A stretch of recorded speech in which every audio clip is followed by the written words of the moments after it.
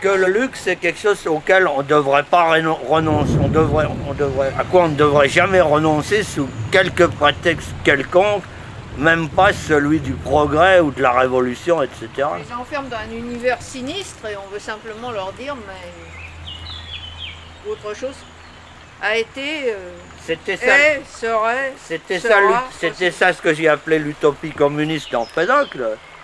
Là, le dernier tiers, au début du dernier tiers, c'était ça. C'était un gars qui disait, et surtout, n'oubliez pas ça, et ça, et s'il n'y a pas ça et ça en plus, eh ben ça ne donnera rien.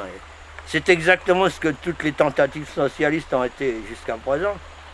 Ça consiste à dire aux gens, il faut vous sacrifier, il faut renoncer à ceci, il faut renoncer à cela.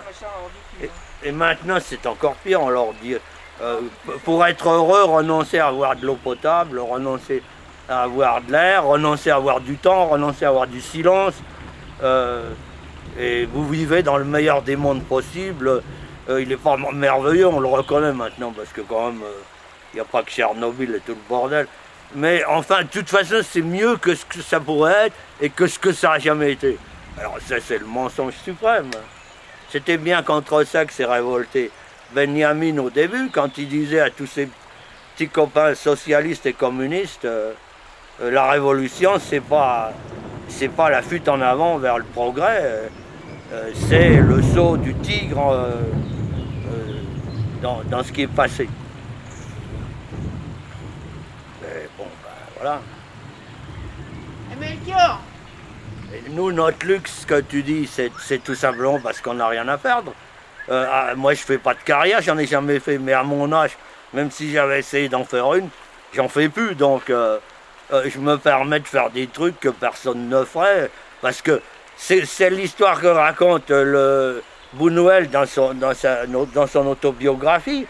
Le jour que son fils l'a forcé, au bout d'un certain temps, à manger un soir avec Nicolas Ray, et que Buñuel dit la chose la plus horrible que j'ai entendue sur notre travail, c'est ce que m'a raconté Nicolas Ray au bout de je sais pas combien de demi-heure de dîner ensemble. Il lui a dit, vous savez, chez nous, quand on a fait un film qui coûte tant de millions, il faut que le film suivant coûte encore 3 millions de plus, ou en tout cas pas moins, et il vaut mieux qu'il coûte 2 fois les millions qu'a coûté le précédent, parce que la carrière, c'est ça.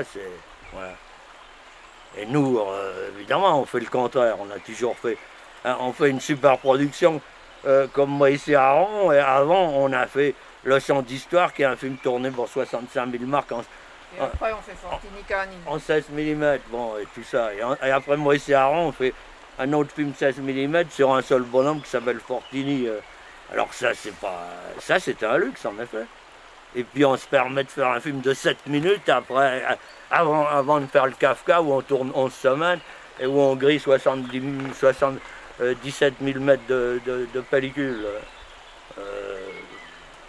35 mm noir et blanc. Thierry, c'est quand même terrible parce que ce que vous dites là, c'est un luxe, ça veut dire que la liberté, c'est un luxe. Oui, dans le monde contemporain, oui, c'est ça. Ouais. Non, c'est ce qu'il dit. Le Grand Lombard, il dit plus ou moins qu'il va inventer un peu de liberté, un peu de luxe et renoncer à des choses pour... Non? Il dit qu'il donnerait tout ce qu'il possède pour...